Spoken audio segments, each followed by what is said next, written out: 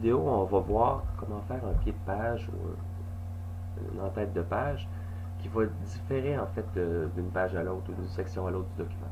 Pour ça, on va utiliser les sauts de section. Je commence en fait avec le document ici que j'ai utilisé dans le fond quand j'ai fait la vidéo sur la table des matières. On a une table des matières et j'ai un certain contenu en bas ici. Chose que j'aimerais faire dans mon document, ça va ressembler un peu à ce que vous voulez faire de la majorité du temps dans vos travaux. Je vais faire ici une autre page. Je vais insérer une page en fait avant la table des matières pour faire une page de présentation. Au début de ma table des matières, je fais CTRL Entrée, ça fait un saut de page. Je vous rappelle que si on veut voir qu'est-ce qui a été inclus ici, on utilise le petit P à l'envers et on voit que le saut de page est ici. Là, je pourrais écrire dans le fond ma page titre, travail fait par blabla, ainsi de suite. Je vous laisse, le plus possible, on n'utilise pas les sauts de ligne. Et vous donnez cette information-là, Cégep, Garneau, ainsi de suite, comme vous voulez. On va ici, je vais ajouter de l'espace dans le fond dans mon. Ça, je peux espacer. Vous le faites comme vous voulez. L'important, c'est de créer votre page titre comme vous la voulez. Et moi, je voulais avoir une page titre initiale, une page titre. Ensuite de ça, je veux une table des matières. Et ensuite de ça, je veux le contenu de mon texte.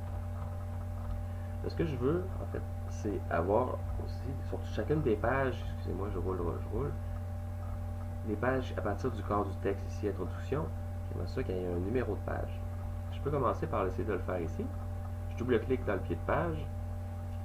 Je m'en vais ici dans Insérer, numéro de page, et je fais votre page.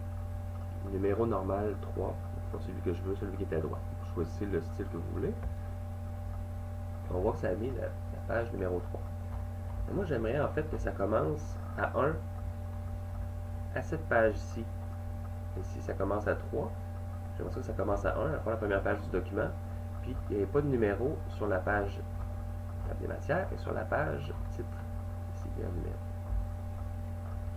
Ce que je vais faire, c'est utiliser ici les sauts de section. Je vais double-cliquer ici. Donc, au lieu d'avoir un saut de page, je vais l'enlever. Et je vais faire ainsi mise en page. Je suis dans la table des matières. Mise en page, je fais saut de page et je vais aller chercher saut de section. Vous avez différents types. C'est possible de faire un saut de section en plein milieu d'un paragraphe et des choses comme ça. Moi, ce qui m'intéresse, c'est de sauter à la page suivante. Je fais ça ici. Et on voit que mon saut de section est ici.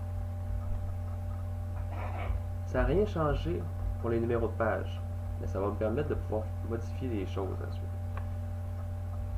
Si vous double-cliquez sur votre pied de page, vous allez voir qu'ici il est écrit lié au précédent. Ça veut dire que les deux sections, si on voit qu'il est marqué pied de page section 2, ici il est marqué pied de page section 1, sont liés. Ce que je veux faire, c'est les délier. Comme ça, ça va pouvoir me permettre de les faire modifier indépendamment. Je décoche lié au précédent. Celle-ci. Donc maintenant, je vais pouvoir faire ce que je veux dans la section 2 ici. Ce que je veux faire ici, bouton droit de la souris sur mon numéro. Je ne sais pas le sélectionner. Format des numéros de page. Et on dit à partir de 1. Là, ça commence vraiment à la page 1, comme je le voulais. Ça n'a pas réglé mon problème encore que j'ai des numéros sur les pages ici. Ce que je vais faire, c'est que je vais l'effacer. Je supprime et ça me l'a effacé de la première page aussi. Si vous avez de la difficulté à faire ça, assurez-vous que ici, première page différente est décochée. Parce que lorsque la première page différente est cochée, ça fait en sorte que la première page de la section peut être différente du reste des pages de la section. Juste vous assurer qu'il est décoché. On sépare les sections en décochant aussi lié au précédent. Si je m'en vais dans l'entête, on voit qu'il est encore identique au précédent. C'est que l'entête, lui, je pourrais insérer quelque chose ici. Insérer